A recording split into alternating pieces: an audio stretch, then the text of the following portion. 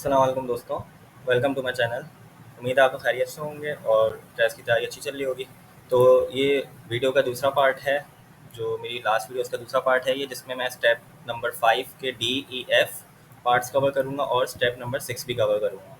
तो जो टॉपिक्स आज हम लोग पढ़ेंगे वो नेस्टेड ऑब्जेक्ट्स है, type intersection, any unknown and never types देखेंगे और एक्सप्लिसिट टाइप कास्टिंग। तो ये टॉपिक्स होंगे हमारे। शुरू करते हैं नेस्टेड ऑब्जेक्ट से। तो सबसे पहले मैं अपनी रेपो खोल लेता हूँ सर्दिया की, और यहाँ पे मेरे पास स्टेप 5D नेस्टेड ऑब्जेक्ट्स, इसमें आ गया हूँ मैं app.ts के अंदर। और मेरे पास कुछ कोड लिखा हुआ है, उसको मैं कॉपी कर लूँगा हमेशा की तरह, और कॉपी करके मैं VS कोड में पेस्ट कर दूँगा। अच्छा, नेस्टेड ऑब्जेक्ट्स, तो ऑब्जेक्ट्स मैंने अपनी लास्ट वीडियो के अंदर पढ़ाया था, सही है। तो ऑब्जेक्ट्स पता है आप लोगों को क्या होता है? ऑब्जेक्ट्स का आइडिया होगा आप लोगों को, अगर नहीं है तो फिर मेरी लास्ट वीडियो देख लें, उसके अंदर मैंने अच्छे से बताया हुआ है, ठीक है। तो ऑब्जेक्ट हम लोग सबसे पहले एक बना लेते हैं नॉर्मल ऑब्जेक्ट। अभी ये जो कोड लिखा है इसको मैं छोड़ देता हूँ, मतलब नीचे कर देता हूँ, और यहाँ पे मैं एक ऑब्जेक्ट बना लेता हूँ स्टूडेंट के नाम से। एक ऑब्जेक्ट बना लिया मैंने, और इसके अंदर कुछ प्रॉपर्टीज़ दे देता हूँ मैं, नेम और एज, इस तरीके से, ठीक है। अब इसके अंदर ये तो हमने सिंपल सा ऑब्जेक्ट बना लिया ना। अब नेस्टेड ऑब्जेक्ट क्या होता है? ये तो सिंपल ऑब्जेक्ट हो गया, तो मैं लिख देता हूँ ऑब्जेक्ट यहाँ पे। अब नेस्टेड ऑब्जेक्ट का मतलब ये होता है कि ऑब्जेक्ट के अंदर ऑब्जेक्ट, सही है। ऑब्जेक्ट के अंदर एक और ऑब्जेक्ट, मतलब ये कि जहाँ पे आप प्रॉपर्टीज डिफाइन करते हो, मैंने दो प्रॉपर्टीज डिफाइन की और मैंने उनमें डाटा दे दिया, सही है। तो मैं क्या करूँगा, अब एक और प्रॉपर्टी जब डिफाइन करूँगा, फॉर एग्जाम्पल मेरे टीचर्स की प्रॉपर्टी चाहिए, टीचर्स, तो यहाँ पे मैंने कॉलन लगा के एक और ऑब्जेक्ट दे देना है, यानी कर्ली ब्रैकेट दे देना है। तो अब इससे क्या होगा कि मैंने एक एक ऑब्जेक्ट बनाया, उसके अंदर एक और ऑब्जेक्ट बना दिया, ठीक है। अब इसके अंदर मैं कुछ दे देता हूँ नेम, और नेम में मैं दे देता हूँ टीचर का नाम, दे देते हैं कोई टीचर का नाम मैं XYZ दे देता हूँ फिलहाल के लिए, सही है, इस तरीके से। और टीचर्स एज दे देता हूँ, टीचर्स की जगह टीचर कर देता हूँ, एक टीचर है फिलहाल, हाँ बस, सही है, क्योंकि एरे नहीं है ना, ये तो ऑब्जेक्ट है सिंपल ना। तो एज दे देता हूँ मैं 30। तो ये मैंने क्या किया कि एक ऑब्जेक्ट मैंने बनाया स्टूडेंट का, उसके अंदर मैंने कुछ प्रॉपर्टीज डिफाइन कर दी, नेम और एज और टीचर की। लेकिन फिर उस ऑब्जेक्ट के अंदर एक और ऑब्जेक्ट मैंने बना दिया टीचर का, जिसके अंदर मैंने और प्रॉपर्टीज दे दी, टीचर की प्रॉपर्टीज, नेम और एज हो गए, ठीक है। तो इस तरीके से हमने ऑब्जेक्ट के अंदर एक और ऑब्जेक्ट बना लिया है। तो अब सवाल ये पैदा होता है कि ये जो टीचर है, ये एक ऑब्जेक्ट इसको कह रहा हूँ, क्या ये प्रॉपर्टी है या ऑब्जेक्ट है? तो बेसिकली ये है तो प्रॉपर्टी, सही है, इसको प्रॉपर्टी कह सकते हैं, लेकिन इसको हम ऑब्जेक्ट भी कह सकते हैं क्योंकि इसमें एक ऑब्जेक्ट कंटेन कर रहा है। तो ये है तो प्रॉपर्टी वैसे, लेकिन इसको हम ऑब्जेक्ट भी कह सकते हैं कि ये दोनों है, सही है। तो नेम एज टीचर इसकी प्रॉपर्टी है, किसकी? स्टूडेंट की प्रॉपर्टीज़ हो गई। और जब हमें इस तरीके की कोई चीज़ ज़रूरत पड़ती है तो हम लोग उसको यूज़ करते हैं, कि जैसे कि हमारे पास ऑथर है किसी बुक का, वो वाली एग्जाम्पल हम नीचे देख लेते हैं। जैसे कि यहाँ पे ऑथर की बात हो रही है, तो ऑथर में, ऑथर जो है यहाँ पे वो एक ऑब्जेक्ट है, सही है।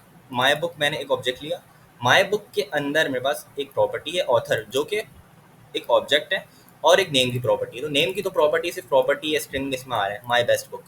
और ऑथर के अंदर क्योंकि फर्स्ट नेम और लास्ट नेम दो हो सकते हैं, तो मैंने उसका एक ऑब्जेक्ट बना दिया, और उसके अंदर मैंने फर्स्ट नेम अलग दे दिया और लास्ट नेम अलग दे दिया। तो ये ऑथर जो है ना, ये ऑब्जेक्ट है। तो ये क्या है?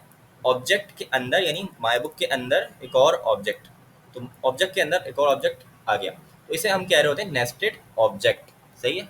नेस्टेड ऑब्जेक्ट ये कहलाता है। समझ आ गया होगा आप लोगों को। इसको एक्सेस करने का तरीका भी आसान है, ईजी है। तो सिंपल हम लोग क्या करेंगे कि अगर मुझे नेम को एक्सेस कराना है तो स्टूडेंट डॉट नेम, ये तो आप लोगों को पता ही है, स्टूडेंट डॉट नेम आ गया। लेकिन अगर मैंने स्टूडेंट डॉट, मुझे टीचर का नाम प्रिंट कराना है, तो मैं क्या करूँगा, स्टूडेंट डॉट टीचर, टीचर के बाद एक और डॉट लगाऊंगा, तो मेरे पास नेम और एज आ गए। ये नेम और एज कौन से? ये वाले नेम और एज है।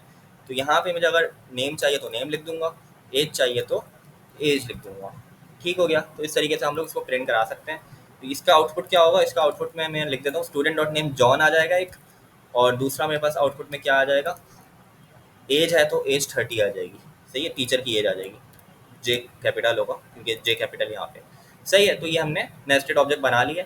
इसको मैं करता हूँ कमेंट और आगे चलते हैं जो हमारा असली कोड है, मतलब जो रेपो का कोड है उस पर आ जाते हैं। तो इसमें अब क्या हो रहा है, तो इसमें भी इसी तरीके से किया हुआ है हमने कि ऑब्जेक्ट के अंदर ऑब्जेक्ट है, लेकिन यहाँ पे टाइप्स का यूज़ किया हुआ है। तो देख लेते हैं, कोई प्रॉब्लम वाली बात नहीं है, टाइप्स हम पढ़ के आ चुके हैं। टाइप एलियस का यूज़ किया हुआ है यहाँ पे, ये टाइप एलियस कहलाता है, जो कि लास्ट वीडियो में मैंने कवर किया है। अगर आप लोगों ने नहीं देखी तो देख लें, ताकि ये होगा कि कॉन्सेप्ट वो क्लियर हो जाए। आगे जाने से पहले आप लोग वो वीडियो पहले देख लें, ठीक है, सही है। तो टाइप एलियस क्या होता है, टाइप एलियस सिंपली यही इसी तरीके से जो हम टाइप बना रहे होते हैं वो एलियस होता है, मतलब टाइप एलियस कहते हैं उसे। कि हम क्या करते हैं कि एक टाइप बना देते हैं, टाइप का कोई भी नाम दे देते हैं, ऑथर ही हम कुछ भी दे सकते हैं। जनरली हम लोग कैपिटल रख रहे होते हैं नाम टाइप्स का, और इस इक्वल्स टू देके फिर बॉडी दे देते हैं। और इसके अंदर हम लोग क्या करते हैं कि ऑब्जेक्ट के अंदर कौन कौन सी प्रॉपर्टीज़ होंगी और उन प्रॉपर्टीज़ के क्या डाटा टाइप्स होंगे वो हम लोग दे देते हैं। ये जो भी ऑब्जेक्ट इस टाइप को कंटेन करेगा, इस जो भी जिस भी ऑब्जेक्ट के साथ हम लोग ये वाली टाइप लगाएंगे ऑथर, वो ऑब्जेक्ट उस ऑब्जेक्ट के अंदर कौन सी प्रॉपर्टीज़ लाजमी होनी चाहिए, ये दोनों, फर्स्ट नेम और लास्ट नेम, और उनकी डाटा टाइप क्या होनी चाहिए, स्ट्रिंग। समझ आई? तो ये हो गया एक टाइप हमने ये बना दी। दूसरी टाइप हमने बनाई टाइप बुक, और टाइप बुक के अंदर हमने क्या प्रॉपर्टीज दी हैं, एक तो हमने नेम दे दिया स्ट्रिंग, ये नेम दे दिया स्ट्रिंग। लेकिन यहाँ पर अगर आप लोग गौर करो तो ऑथर की प्रॉपर्टी दी है जिसमें डाटा टाइप ऑथर रखी है। आप लोग बोलोगे कि ऑथर तो है ही नहीं कोई डाटा टाइप, मतलब ये समझ आता है फर्स्ट नेम की स्ट्रिंग है, लास्ट नेम की स्ट्रिंग है, और यहाँ पे नेम है। अगर मैं एक और प्रॉपर्टी लूँ, फॉर एग्जाम्पल एज ले लूँ, एज ले लूँ तो एज की मेरे पास क्या हो जाएगी, नंबर हो जाएगी, है ना, एज नंबर हो जाएगी। लेकिन यहाँ पे तो इन लोगों ने अजीब ही चीज़ की हुई है कि ऑथर ऑथर लिखा हुआ है। तो अगर आप लोग गौर करो, ऑथर पूरे कोड में ढूंढो, ऑथर कहाँ है, कैपिटल ए वाला ऑथर कहाँ है पूरे कोड में, तो वो आपको यहाँ मिलेगा। यानी कि ये टाइप ले रहे हैं, यानी जो टाइप हमने बनाई है उस टाइप को यूज़ करें। तो बेसिकली ये हो क्या रहा है, हो ये रहा है कि ये जो ऑथर है, ये जो ऑथर की टाइप हमने बनाई है, अभी हमने समझी फर्स्ट नेम और लास्ट नेम, ये वाली जो टाइप है इसको हम लोग इस ऑथर की प्रॉपर्टी के अंदर यहाँ पे दे रहे हैं। तो बेसिकली ये कोड कुछ इस तरीके से हो गया, मतलब ऑथर की जगह मैं क्या लिख सकता हूँ, ऑथर की जगह मैं पूरा ये लिख सकता हूँ, मैंने यहाँ से कॉपी किया, इसकी जगह ये लिख दिया मैंने। तो इस तरीके से हो गया कि ऑथर, यहाँ पे ऑथर था यानी ये टाइप का नाम लिखा हुआ था, मैंने इसकी जगह ये लिख दिया। तो अब क्या हुआ कि इसका मतलब ये हुआ कि बुक की एक टाइप है, बुक की टाइप के अंदर एक प्रॉपर्टी होगी ऑथर की, जिसके अंदर क्या होगा, फर्स्ट नेम स्ट्रिंग होगा, लास्ट नेम स्ट्रिंग होगा। मतलब प्रॉपर्टी के अंदर प्रॉपर्टी आ गई, वही हो गया, नेस्टेड हो गया, नेस्टेड हो गया ना, क्योंकि हमने ऑब्जेक्ट के अंदर ऑब्जेक्ट डाल दिया, या कह सकते हैं टाइप के अंदर टाइप डाल दी, सही है। और यहाँ पे नेम की प्रॉपर्टी तो हमारी वैसे ही है। तो मैं कंट्रोल सेट कर देता हूँ, समझाने के लिए मैंने इसकी जगह ये पेस्ट कर दिया था कॉपी करके, ये चीज़ यहाँ पेस्ट कर दी थी मैंने, तो मैं कंट्रोल सेट कर देता हूँ। तो अब आप लोगों को समझ आया कि नेस्टेड ही है, यहाँ पे नेस्टिंग हो रही है हमारी। समझ नहीं आ रहा कि कैसी हो रही है, लेकिन आप लोग गौर करो तो ऑथर की जो प्रॉपर्टी इन लोगों ने दी है, वो ऑथर की प्रॉपर्टी के अंदर ऑथर ही लिखा है कैपिटल ए के साथ। तो ये वाला जो ऑथर है ये टाइप है बेसिकली ये वाली, और इसके अंदर मेरे पास पूरा एक स्ट्रक्चर बना हुआ है कि फर्स्ट नेम होगा और लास्ट नेम होगा। तो ये नेस्टिंग यहाँ पे हो रही है, नेस्टेड ऑब्जेक्ट बनाने के लिए हमने नेस्टेड टाइप कर दी इसकी, सही है। तो ये हमने देख लिया कि टाइप हमने एक बनाई बुक की, उसके अंदर हमने ऑथर की प्रॉपर्टी है और नेम की प्रॉपर्टी है। नेम की प्रॉपर्टी में सिंपल स्ट्रिंग है। ऑथर की जो प्रॉपर्टी है उसमें हम एक और टाइप दे रहे हैं जो कि हमने पहले बना चुकी है, और उसके अंदर हमने फर्स्ट नेम और लास्ट नेम की प्रॉपर्टीज़ दी हुई हैं जिनकी डाटा टाइप स्ट्रिंग है, सही है। तो यहाँ पर हमने नेस्टिंग परफॉर्म कर दी है। अब हमें पता चलेगा कि जो हमने ऑब्जेक्ट बनाना है माई बुक का, जैसे ये ऑब्जेक्ट बन रहा है तो उसमें क्या क्या होगा, किस तरीके का ऑब्जेक्ट होगा वो। एक तो नेम हो जाएगा स्ट्रिंग सिंपल, क्योंकि इसकी टाइप बुक है, सही है। तो बुक है इसकी टाइप, तो इसमें एक तो नेम आ जाएगा सिंपल, सबसे पहले हम लोग नेम दे देंगे। उसके बाद ऑथर के अंदर हम लोग इस तरीके से ब्रैकेट लगा के फर्स्ट नेम लास्ट नेम अलग से देंगे, इस तरीके से।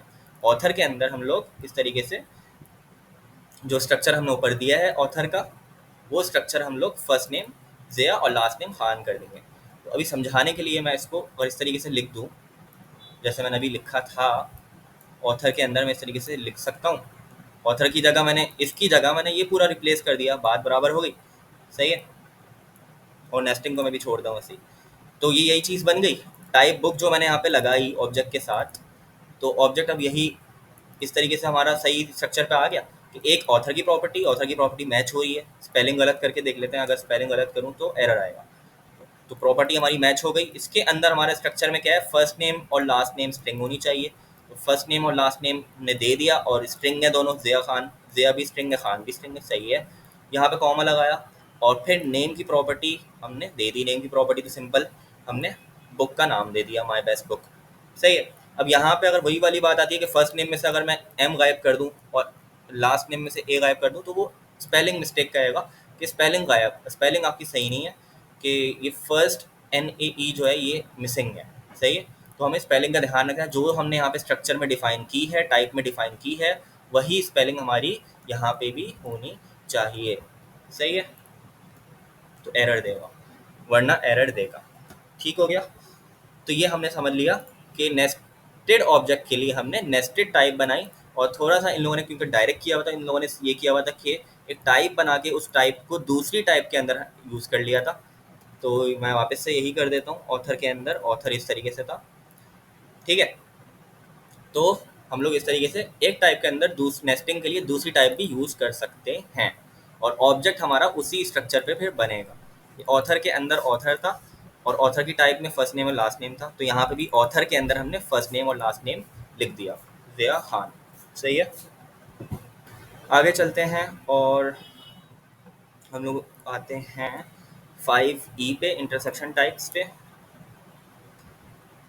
तो ये भी इजी है, कोई इतनी प्रॉब्लम वाली बात नहीं है, आसान है ये भी। 5E, 5E के लिए मैं 5E वाले फोल्डर में आके VS कोड खोल लूँगा यहाँ पे।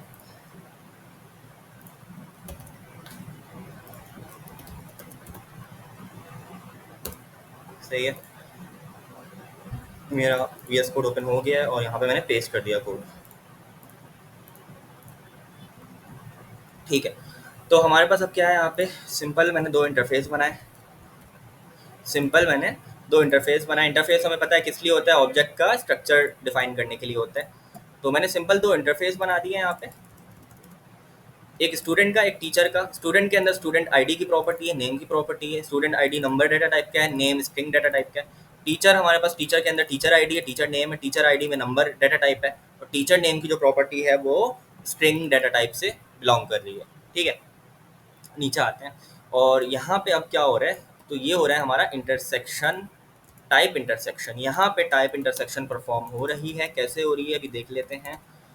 तो टाइप इंटरसेक्शन का मतलब होता है कि दो टाइप्स को या दो इंटरफेसेस को मिला देना। तो यहाँ पे हम लोग दोनों को इंटरसेक्ट कर रहे हैं।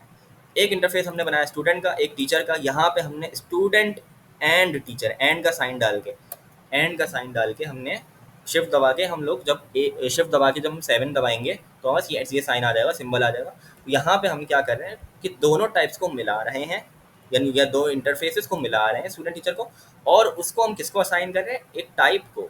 अब यहाँ पे इंटरसेक्टेड टाइप जो लिखा है, यहाँ पे कुछ भी दे सकते हैं, मैं कुछ भी नाम दे सकता हूँ, यहाँ पे मेरी मर्जी है, मैं ज़ाहिर भी दे सकता हूँ, सही है, लेकिन कोई मीनिंगफुल नाम होना चाहिए। तो यहाँ पे हमने क्या नाम दिया हुआ है, इंटरसेक्टेड टाइप, यानी कि जो इन दो इंटरफेसेस को मिला के जो हमारे पास टाइप बन रही है या इंटरफेस बन रही है, इन दो इंटरफेस को मिला के उसको हम क्या कह रहे हैं, इंटरसेक्टेड टाइप, ठीक है।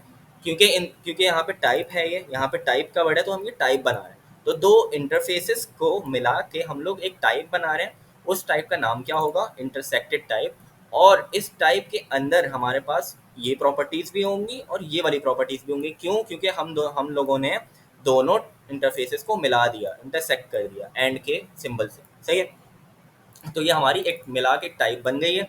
अब हम क्या करेंगे, सिंपल एक ऑब्जेक्ट बनाएंगे, और एक ऑब्जेक्ट बनाने के बाद हम सिंपल क्या करेंगे कि हम लोग क्या करते थे, टाइप एलियस में क्या करते थे, ऑब्जेक्ट बनाते थे, कॉलन डालते थे और उस टाइप का नाम लिख देते। तो यहाँ पे भी हमने यही किया कि ऑब्जेक्ट बनाने के बाद हमने उस टाइप का नाम लिख दिया।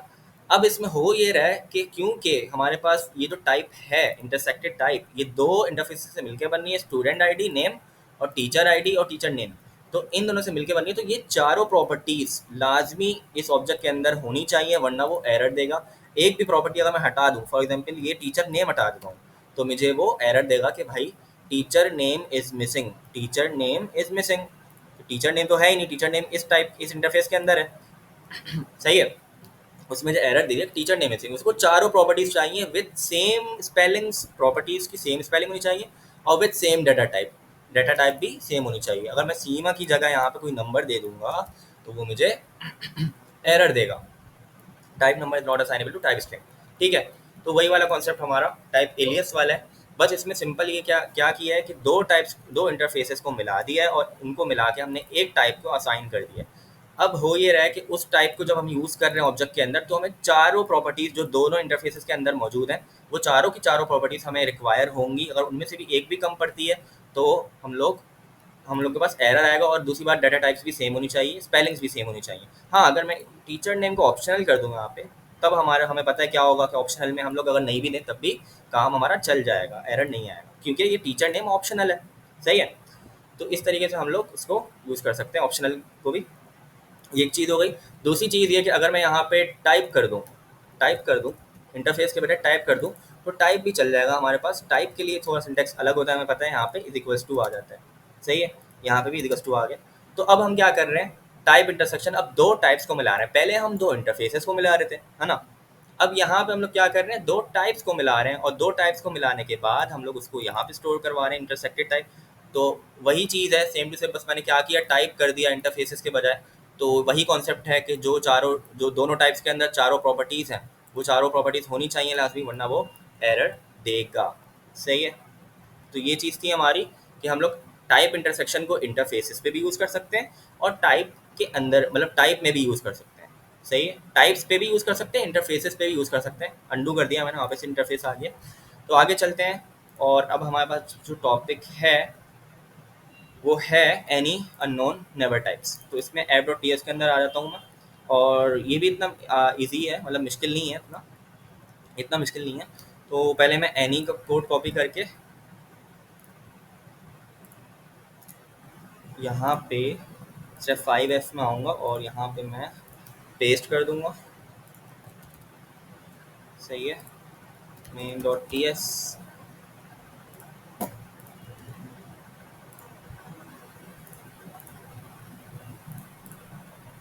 ठीक है, तो ये मेरे पास एक कोड आ गया। अब यहाँ पे क्या हो रहा है, एनी हमारे पास एक डाटा टाइप होती है। जैसे कि हमारे पास अनडिफाइंड डाटा टाइप है, बूलियन डाटा टाइप है, स्ट्रिंग डाटा टाइप है, नंबर डाटा टाइप है, इसी तरीके से एनी भी एक हमारे पास डाटा टाइप होती है, जो कि हम लोग किसी भी वेरिएबल को दे सकते हैं। अब एनी में होता ये है कि आपने जब एनी असाइन कर दिया, तो आप उसको कुछ भी वैल्यू दे सकते हो। उसको आप नंबर दे सकते हो, उसको आप स्ट्रिंग दे सकते हो, उसको आप ट्रू दे सकते हो, उसको आप कोई एरे भी दे सकते हो। सही है, कोई एरे भी दे सकते हो।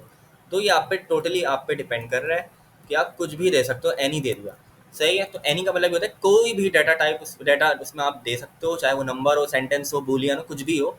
आप कुछ भी दे सकते हो, स्ट्रिंग कुछ भी दे सकते हो। ठीक है, तो इसमें हो ये रहा है कि इसमें सिर्फ इतना बता रहे हैं कि जब आपने एनी दे दिया, तो एनी में आप कुछ भी दे सकते हो। ट्रू दे दिया, 42 दे दिया, हे दे दिया, एरे दे दी, ऑब्जेक्ट भी दे दिया, ऑब्जेक्ट भी चल जाएगा। मैथ डॉट रैंडम दे दिया, वो भी चल जाएगा। नल दे दिया, वो भी चल जाएगा। अनडिफाइंड दे दिया, यहाँ तक कि हमने एरो फंक्शन भी उसे असाइन कर दिया, तो उसके बाद भी वो सही से वर्क करेगा। सही है, तो यहाँ पे अगर मैं कंसोल डॉट लॉग करूँ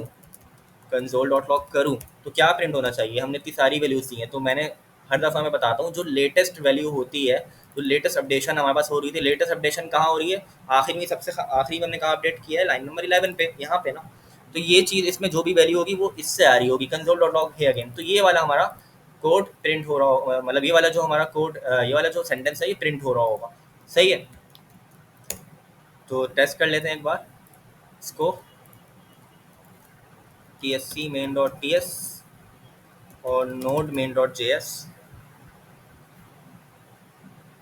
तो मेरे पास इससे क्या कर दिया, अच्छा मैंने फंक्शन को कॉल नहीं किया। इस तरीके से कॉल भी तो करना होगा फंक्शन को। एरो फंक्शन है, लेकिन है तो फंक्शन ही, तो यहाँ पे राउंड ब्रैकेट्स भी आएंगे ना, तो उसको कॉल कर लेता है। तो मेरे पास ये क्या आ गया, है अगेन। अच्छा, ये गलती मैं हमेशा करता हूँ कि ये तो फंक्शन है, फंक्शन के अंदर कंसोल हो रहा है, तो यहाँ पे कंसोल कराने की ज़रूरत नहीं है, तभी ये अनडिफाइंड दे रहा है। कंसोल कराने की ज़रूरत यहाँ पे नहीं है। तो माई वेल का जो फंक्शन है, उसको सिर्फ हमें फंक्शन कॉल करना है। फंक्शन के अंदर ऑलरेडी कंसोल डॉट लॉग हो रहा है ना, तो हमें वापस से प्रिंट कराने की ज़रूरत है ही नहीं। वो कुछ रिटर्न तो नहीं कर रहा फंक्शन। फंक्शन अगर कुछ रिटर्न कर रहा होता तो हम यहाँ पे कंसोल डॉट लॉग लगाते, लेकिन कोई फंक्शन अभी कुछ रिटर्न नहीं कर रहा, इसीलिए उसने अभी, जब हमने कंसोल डॉट लॉग लगाया, तो वो अनडिफाइंड दे रहा है कि कुछ भी रिटर्न नहीं कर रहा फंक्शन। सही है, तो हे अगेन हमारे पास प्रिंट होके आ गया ये। ठीक हो गया। तो ये हमने देख लिया कि एनी की टाइप, जो कि एनी की टाइप में क्या होता है कि कोई भी आप उसको वैल्यू असाइन कर सकते हो, लेकिन any not recommended, bad practice है, ये बैड प्रैक्टिस होती है, ये बात याद रखिएगा। एनी की बजाय हम लोग क्या यूज़ कर रहे होते हैं, अननोन। तो अब आता है हमारे पास अननोन। तो इसमें थोड़ा सा डिफरेंस है, ऊपर वाला कोड मैं कमेंट करके नीचे इसको पेस्ट कर दूंगा, और यहाँ पे मेरे पास अननोन आ गया। अब अननोन के अंदर क्या हो रहा है कि बज़ाहिर तो देखने में ये दोनों सेम है, सही है, इसको मैं कोई भी वैल्यू असाइन कर रहा हूँ, सही है, लेकिन यहाँ पे जैसे कि ये वाला फंक्शन है, यहाँ भी मैंने असाइन कर दिया, सब ओके है, कोई एरर नहीं आ रहा। लेकिन अगर मैं इस वेरिएबल को, इस वैल्यू के वेरिएबल को किसी और वेरिएबल को असाइन करूँ, फॉर एग्जाम्पल लेट नम, और एक नंबर की टाइप का मैंने एक नम वेरिएबल बना दिया है, और यहाँ पे मैं वैल्यू दूँ इस तरीके से, वैल्यू, सही है, तो फिर यहाँ पे मुझे वो एरर देगा। वैल्यू का जो वेरिएबल है मेरे पास वो अननोन डाटा टाइप का है ना, उसकी डाटा टाइप अननोन है, अभी हमें नहीं पता उसकी डाटा टाइप क्या होगी, सही है, कुछ भी हो सकती है, कोई भी स्टोर हो सकता है। लेकिन यहाँ पे जब मैंने उसको, यहाँ पे तो उससे कोई एरर नहीं दे रहा मुझे, मैं उसको कुछ भी असाइन कर सकता हूँ, मैं उसको स्ट्रिंग भी दे सकता हूँ, नंबर भी दे सकता हूँ, बूलियन भी दे सकता हूँ, एरे भी, ऑब्जेक्ट भी, कुछ भी दे सकता हूँ, सही है। लेकिन जब मैं उसको नीचे जब आया और यहाँ पे मैंने एक और वेरिएबल बनाया नम का, और उसमें मैंने वैल्यू को असाइन किया, तब यहाँ पे मुझे वो एरर देगा। क्यों एरर देगा? ये इसकी फंक्शनैलिटी में है कि अननोन जब हमने असाइन कर दिया, और उस वेरिएबल को जब हम किसी और वेरिएबल को कॉपी करेंगे उसमें वैल्यू, जैसे कि यहाँ पे वैल्यू का जो वेरिएबल है उसकी वैल्यू कॉपी होगी यहाँ पे नम में, ऐसे ही होता है ना कि राइट साइड से लेफ्ट साइड में कॉपी हो जाती है। या कह लें हम असाइन कर रहे हैं उसको, वैल्यू को हम लोग असाइन कर रहे हैं नम को, वैल्यू के वेरिएबल में जो भी होगा उसको हम असाइन कर रहे हैं नम में। तो यहाँ पे मुझे एरर मिलेगा। इसकी वजह ये है कि अननोन जो है ना टाइप सेफ है। अननोन क्या होता है? Type safe. टाइप सेफ का मतलब ये कि आप ऐसे किसी और वेरिएबल को, इसकी जो इसके अंदर जो भी वैल्यू है उसको आप किसी और वेरिएबल को असाइन नहीं कर सकते। मतलब आप उसमें वैल्यू तो दे दोगे कोई भी, लेकिन किसी और वेरिएबल के अंदर वो वैल्यू आप पुट नहीं कर सकते without type casting, without explicit type casting. वो एक्सप्लिसिट टाइप कास्टिंग क्या होती है वो आगे देखेंगे, लेकिन फिलहाल के लिए हमें इतना समझना है कि ये टाइप सेफ होता है अननोन, इसलिए ये गुड प्रैक्टिस है। इसमें हमारे पास जो बड़ी बड़ी एप्लीकेशंस बन रही होती हैं, वेबसाइट्स वगैरह, तो उसमें हमारे पास हम लोग यही यूज़ कर रहे होते हैं, अननोन एनी हम लोग यूज़ नहीं करते।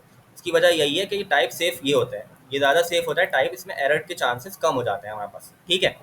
तो ये हमारे पास होता है अननोन। तो यहाँ पे अगर मैं फॉर एग्जांपल एनी कर दूँ तो आप लोग देखोगे यहाँ से एरर हट गया, सही है। तो वजह यही है इसकी कि ये टाइप सेफ नहीं है एनी, इसने अलाउ कर दिया, इसने असाइनमेंट जो असाइन हम लोग कर रहे हैं उसने अलाउ कर दिया टाइप स्क्रिप्ट में।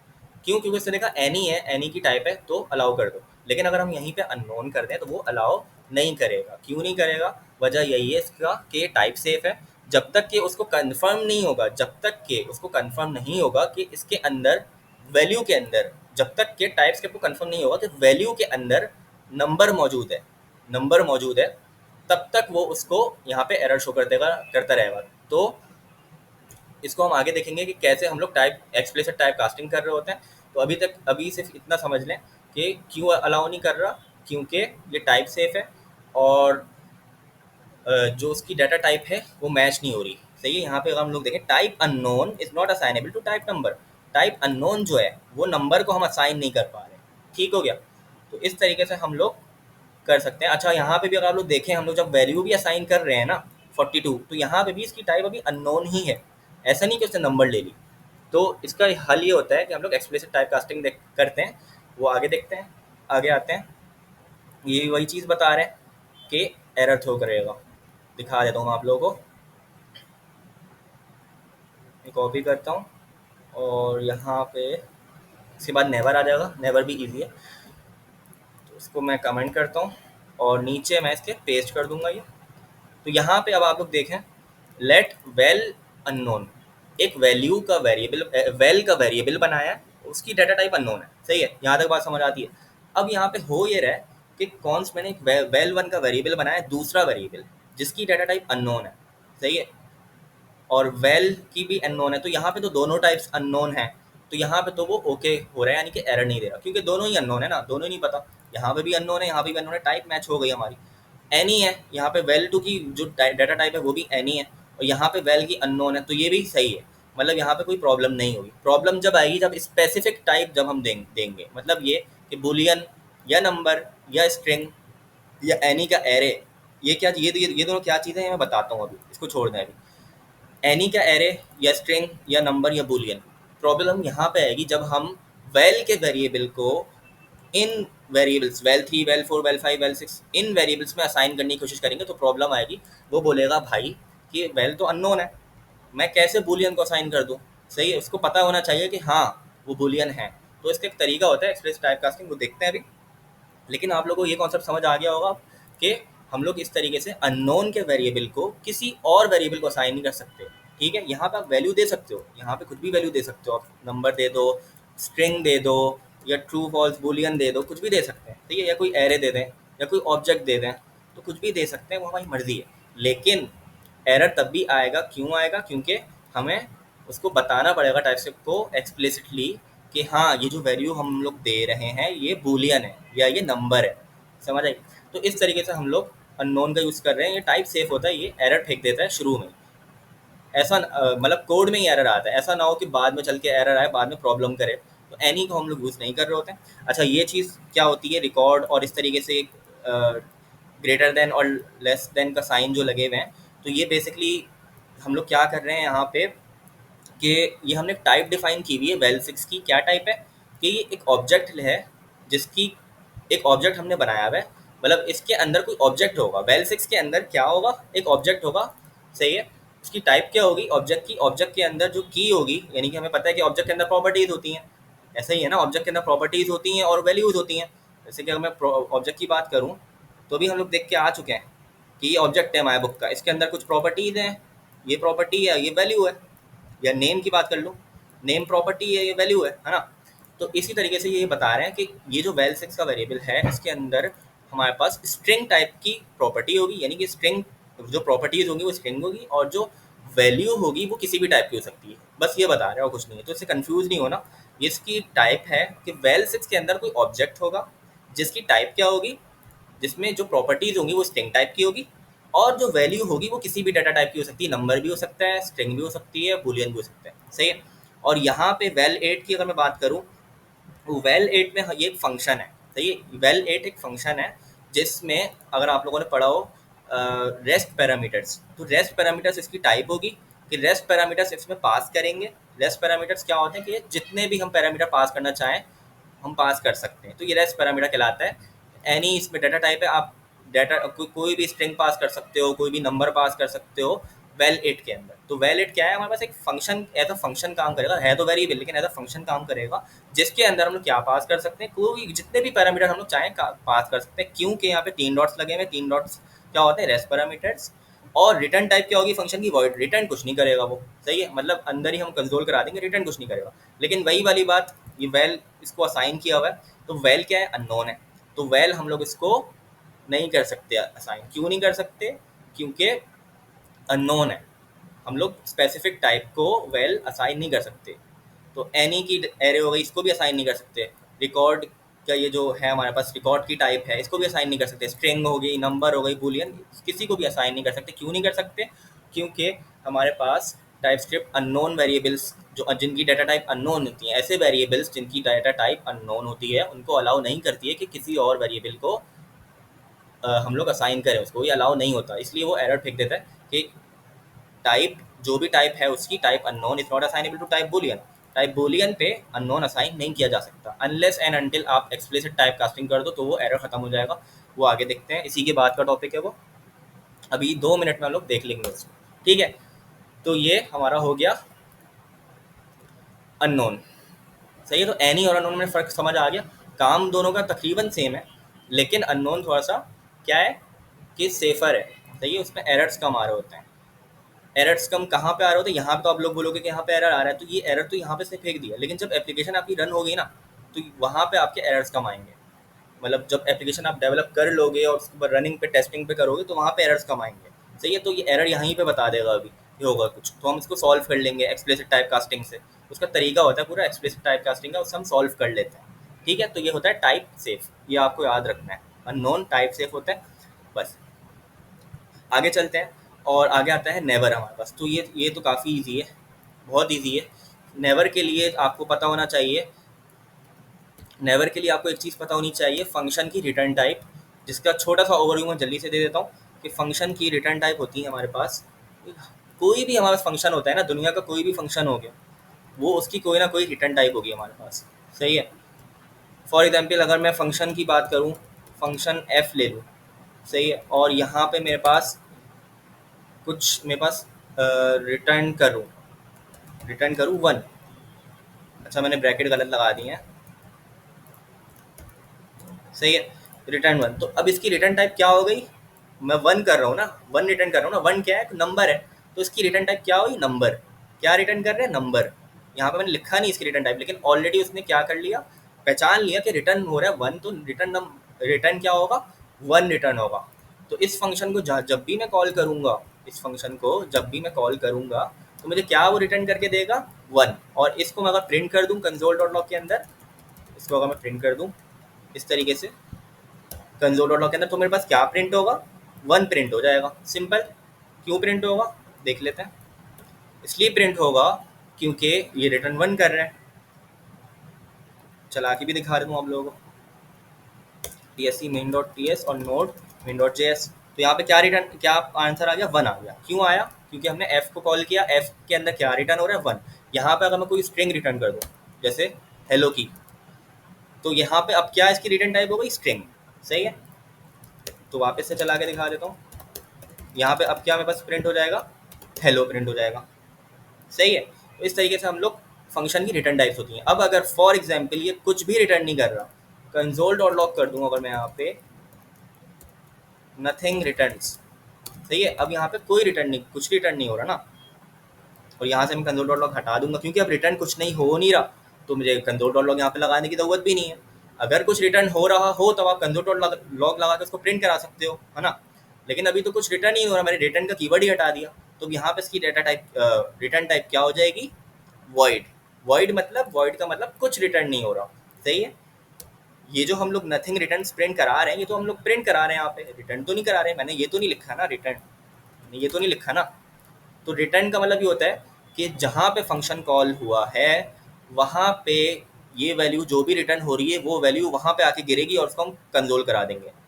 तो जहाँ फंक्शन कॉल होता है, तो जब फंक्शन कॉल होता है तो ये कोड चलेगा, ये वाला फंक्शन चलेगा, और फंक्शन जब चलेगा तो रिटर्न करेगा वो, ये वाली लाइन क्या करेगी, रिटर्न करेगी। रिटर्न क्या करेगी, नथिंग रिटर्न्स, और यहाँ पे आके वो वैल्यू यहाँ पे आके गिरेगी और उसको हम प्रिंट करा देंगे।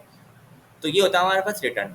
अभी मैं क्या बता रहा था कि अभी मैं कुछ रिटर्न नहीं कर रहा, मैंने रिटर्न हटा दिया, कंसोल डॉट लॉग लगा दिया, कुछ रिटर्न नहीं हो रहा, मतलब ये कि अभी कुछ रिटर्न नहीं हो रहा, तो यहाँ पे अब कोई वैल्यू नहीं आएगी, वॉइड आएगा। सही है। तो इसकी डाटा टाइप वॉइड हो गया।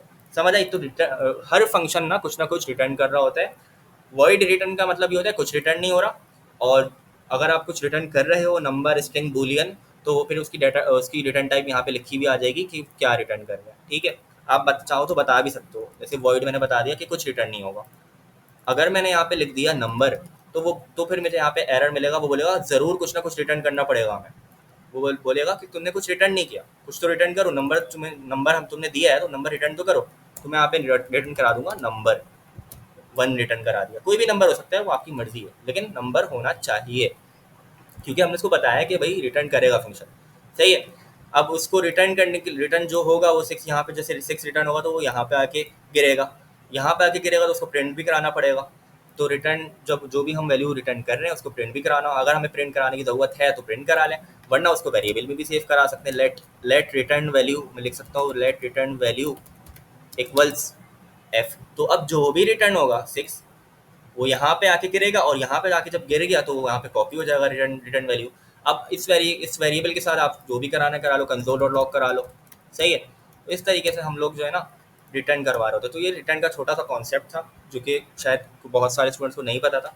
तो हर फंक्शन कुछ ना कुछ रिटर्न कर रहा होता है, वो रिटर्न जो भी करेगा वो कहाँ आके गिरेगा, जहाँ पे वो फंक्शन कॉल हुआ है उसके साथ। अब आप कंसोल डॉट लॉग कराना है तो डायरेक्ट कंसोल डॉट लॉग के अंदर वो फंक्शन कॉल कराओगे तो वो प्रिंट हो जाएगा, या वेरिएबल के अंदर स्टोर कराना है तो वो वेरिएबल के अंदर स्टोर हो जाएगा। सही है। और कुछ फंक्शंस ऐसे होते हैं जो कुछ रिटर्न नहीं कर रहे हो, तो तुम वॉइड लिख देते हैं इधर, वो अब कुछ रिटर्न नहीं करेगा। ठीक है। तो अब ये सिर्फ जस्ट प्रिंट कर देगा, कुछ रिटर्न नहीं करेगा। जस्ट मैं इसको कॉल करूँगा तो इसे प्रिंट हो जाएगा, कुछ रिटर्न नहीं होगा मेरे पास। ठीक हो गया, वॉइड आ रहा है। तो ये होता है रिटर्न का कॉन्सेप्ट। अब वापस चलते हैं नेवर पे। तो नेवर के कॉन्सेप्ट के लिए हमने ये समझ लिए, अब हमारे पास हम ईजी हो जाएगा थोड़ा हमारे लिए। तो क्या हो रहा है बेसिकली, हमारे पास एक फंक्शन है फेल का या एरर का फंक्शन है। सबसे पहले एरर की फंक्शन की बात कर लेते हैं। एरर के फंक्शन के अंदर एक पैरामीटर है, हमें पता है पैरामीटर क्या होता है। पैरामीटर जब हम फंक्शन को कॉल कराएंगे तो अंदर एक स्ट्रिंग पास कर देंगे, सिंपल, सही है। और इसकी रिटर्न टाइप क्या होगी, नेवर। नेवर इसकी रिटर्न टाइप हो जाएगी। नेवर का मतलब ये होता है कि function returning never must not have a reachable and point, यानी वो फंक्शन कभी भी एंड नहीं होगा। अगर मैं यहाँ पे आगे कुछ कोड लिखूंगा ना, तो वो कोड जो सारा का सारा है तो वो कोड चलेगा ही नहीं। क्यों नहीं चलेगा, क्योंकि यहाँ पे थ्रो न्यू एरर, हमने एक एरर फेंक देना है। वो बोल रहा है कि एक एरर निकाल के फेंक दो। एरर क्या होगा, मैसेज। मैसेज क्या है, मैसेज हमने ऊपर से पास किया, तो ये कोड कभी चलेगा ही नहीं। थ्रो न्यू एरर के बाद वाला कोड, ये कोड चलेगा, इसके बाद वाला कोड चलेगा ही नहीं। तो ये फंक्शन कभी एंड ही नहीं होगा, सही है।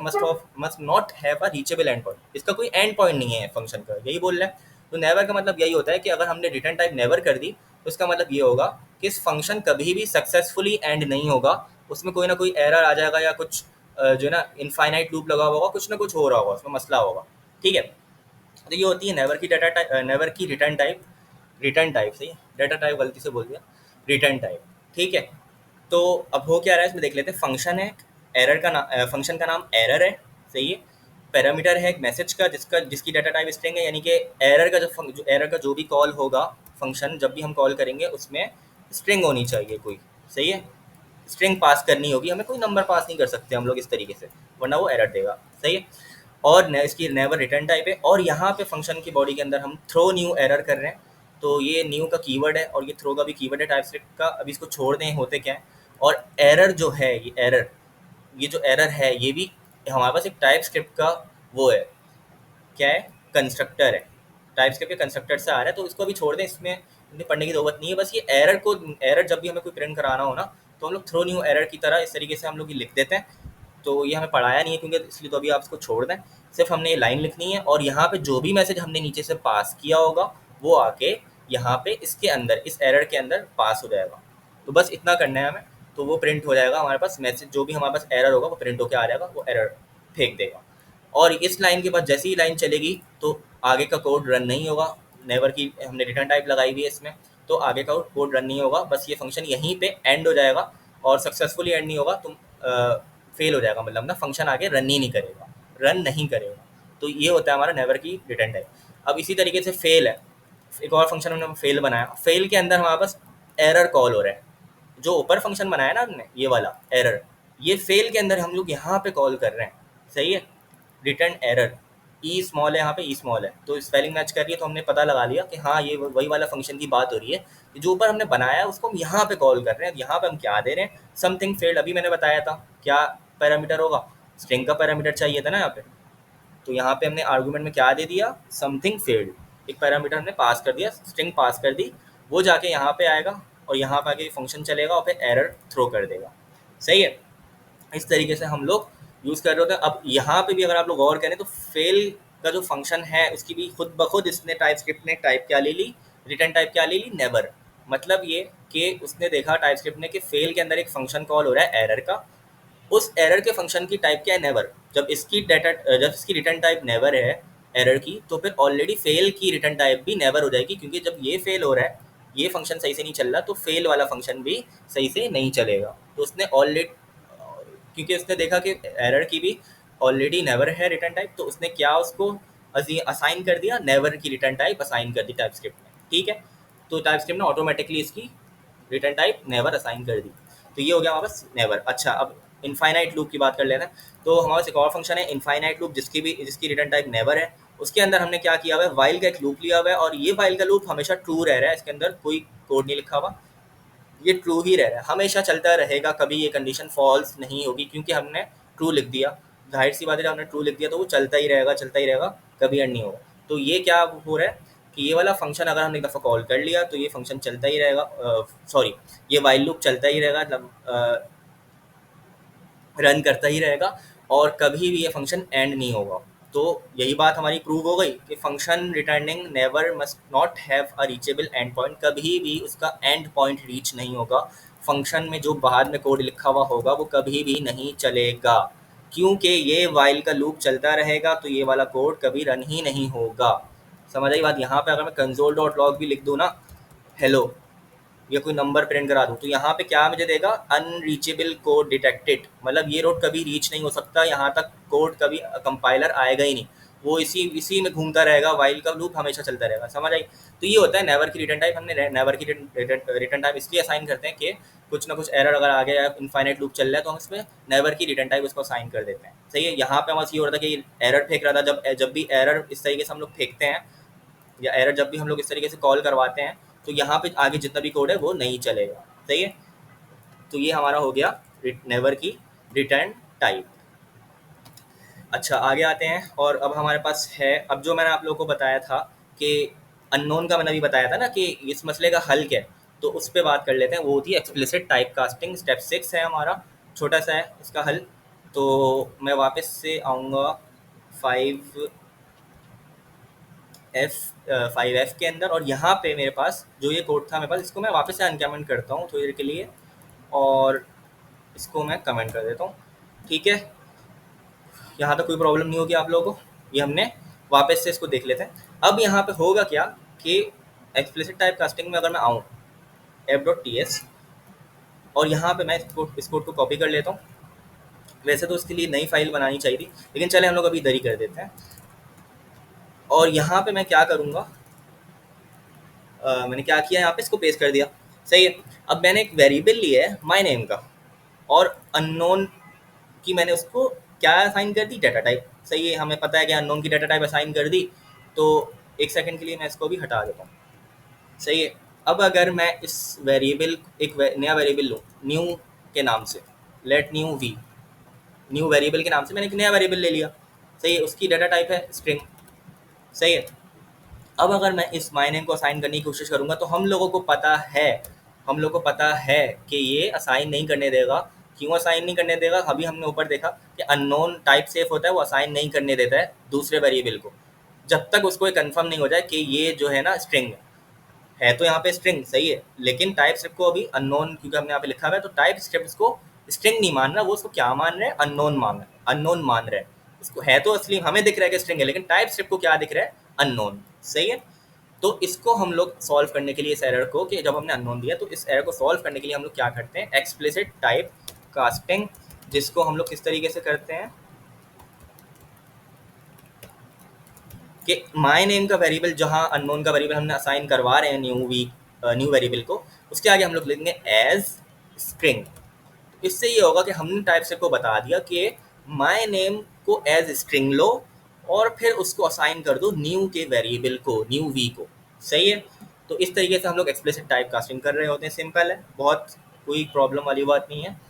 कि अब हमने टाइप स्क्रिप्ट को बता दिया कि भाई जो भी यहाँ पे, यहाँ तो अननोन की हमने बता दिया कि अननोन है, लेकिन आगे हमने इसको ये भी बता दिया कि यहाँ पे जब हम इसको न्यू वेरिएबल को असाइन करेंगे माय नेम को, तो वो क्या होगा, वो एज अ स्ट्रिंग लेना तुम उसको। जब हमने ये बता दिया, तो फिर वो चेक करेगा हाँ एज अ स्ट्रिंग है, तो फिर वो उसको असाइन कर देगा और एरर नहीं देगा। एक तरीका तो इसका ये होता है। दूसरा तरीका इसका क्या होता है कि हम इस तरीके से भी हम लोग इसको लिख सकते हैं। दूसरा तरीका आप लोग इसको समझ लें, न्यू v2 कर देता हूँ, वेरिएबल 2 कि लेस देन का साइन और ग्रेटर देन के साइन के बीच में हमने स्ट्रिंग लिख दिया, और फिर अननोन वाले वेरिएबल का नाम लिख दिया। तो इससे ये हुआ कि ये भी एक्सप्लिसिट टाइप कास्टिंग होती है। तो इसका दूसरा सिंटैक्स कह लें, इसको इसका रट्टा मार लें, तो एज स्ट्रिंग भी लिख सकते हैं, और वेरिएबल से पहले हम लोग लेस देन ग्रेटर देन का साइन के बीच में स्ट्रिंग भी लिख सकते हैं। इस तरीके से भी हमारा काम हो जाएगा। सही? अब यहाँ पे अगर मैं नंबर दूंगा, तो ऑब्वियसली वो मुझे एरर देगा। यहाँ पे मैंने इसको स्ट्रिंग दिया, यहाँ पे नंबर दिया, तो इस तरीके से चलेगा नहीं काम हमारा। सही है? तो स्ट्रिंग स्ट्रिंग मैच करना होगा हमें दोनों का। ठीक है? और वो जाहिर सी बात है, हमने ऊपर स्ट्रिंग ही दिया है, तो अकल भी यही कहती है, कॉमन सेंस यही कहता है कि स्ट्रिंग ही होगा। तो इस तरीके से हम लोगों ने देखा कि एक्सप्लिसिट टाइप कास्टिंग से हम लोग अननोन यूज़ कर रहे होते हैं। पहली बात तो ये टाइप सेफ होता है। दूसरा ये कि हम एनी को यूज़ नहीं कर रहे होते, एनी बैड प्रैक्टिस है, अननोन गुड प्रैक्टिस है। तीसरी चीज़ ये है कि हम लोग एक्सप्लिसिट टाइप कास्टिंग के थ्रू अननोन का इस्तेमाल करते हैं, ताकि हमारा प्रोग्राम एरर नहीं जनरेट करे, और हम लोग टाइप सेफ को यूज़ करते हुए हम लोग अपना जो भी हमें काम अचीव करना है वो कर लेते हैं। ठीक है? तो ये हमारा पास हो गया एक्सप्लिसिट टाइपकास्टिंग, अब वो वाला कोड देख लेते हैं जो कि मैंने कॉपी किया था पहले, ये वाला। इसमें क्या हो रहा है, सिंपल कुछ भी नहीं हो रहा है कि वही चीज़ माय नेम का वेरिएबल है अननोन, उसको हमने ज़िया असाइन कर दिया है। और यहाँ पे कंसोल डॉट लॉग के अंदर अब क्या कर रहे हैं, मैंने बताया था माय नेम, हम यहाँ पे एक्सप्लिसिट टाइप कास्टिंग कर रहे हैं। माय नेम एज स्ट्रिंग, तो माय नेम एज स्ट्रिंग ले लिया और उसकी लेंथ ले लो। मतलब ये कि ज़िया, यहाँ पे ज़िया आ जाएगा, ज़िया की लेंथ ले लो। लेंथ क्या है, काउंट कर लेते हैं कितने लेटर्स है। लेंथ का मतलब होता है अगर एरे के साथ लेंथ लग रहा है तो कितने उसमें एलिमेंट्स हैं, एरे के साथ हम लोग उसके एलिमेंट्स काउंट करते हैं। डॉट लेंथ का फंक्शन एलिमेंट काउंट करेगा।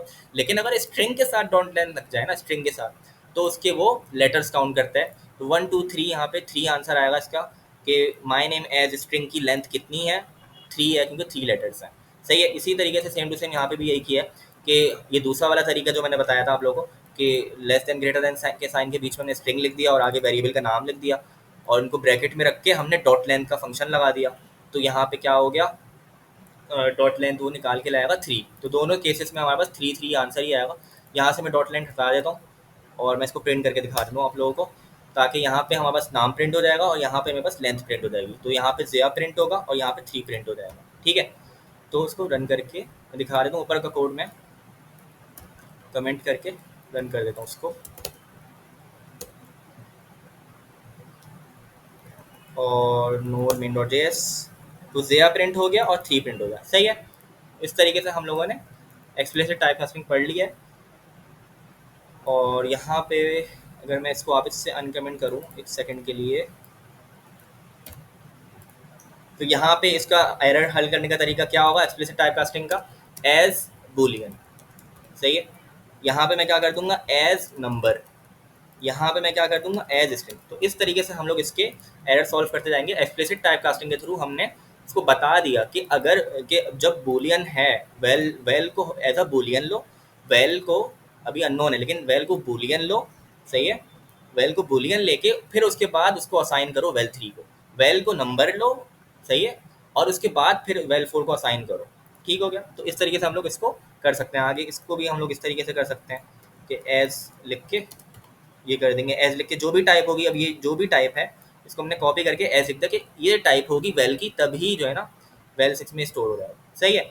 सेम टू सेम यहाँ पे भी यही यही हो जाएगा, एज एनी। और सेम टू सेम यहाँ पे भी यही हो जाएगा। ये पूरा कॉपी करके हम लोग इस तरीके से कर देंगे तो एरर नहीं दे रहा। ठीक हो गया।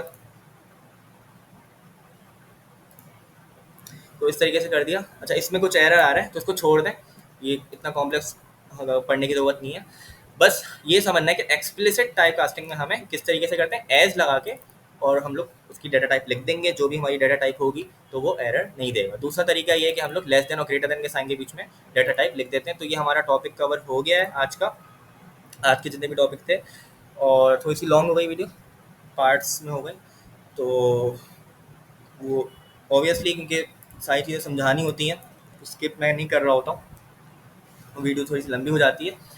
खैर, तो अगर आप लोग को वीडियो पसंद आई हो तो शेयर कीजिएगा दोस्तों के साथ और फीडबैक दीजिएगा कि कैसी लगी, समझ आया। क्योंकि ये टॉपिक्स थोड़े से मुश्किल थे, मैं मानता हूँ, मुझे भी मुश्किल लगे ये तो पढ़ाने में, तो आप लोग को तो जाहिर सी बात है पढ़ने में मुश्किल लगेंगे। और इंशाल्लाह उम्मीद है सबका टेस्ट अच्छा होगा, बिल्कुल घबराने की ज़रूरत नहीं है और टेस्ट आसान ही आएगा। जिसने पढ़ा होगा उसके लिए आसान है, जिसने नहीं पढ़ा होगा उसके लिए नहीं आसान है। तो बस आप लोग तैयारी करें अच्छे से और सब्सक्राइब करें चैनल को, और मिलते हैं नेक्स्ट वीडियो में। इंशाल्लाह नेक्स्ट वीडियो जल्दी डालूँगा स्टेप नंबर 7 से, स्टेप 7 और 8 से। और अपना ख्याल रखें। अल्लाह हाफ़िज़।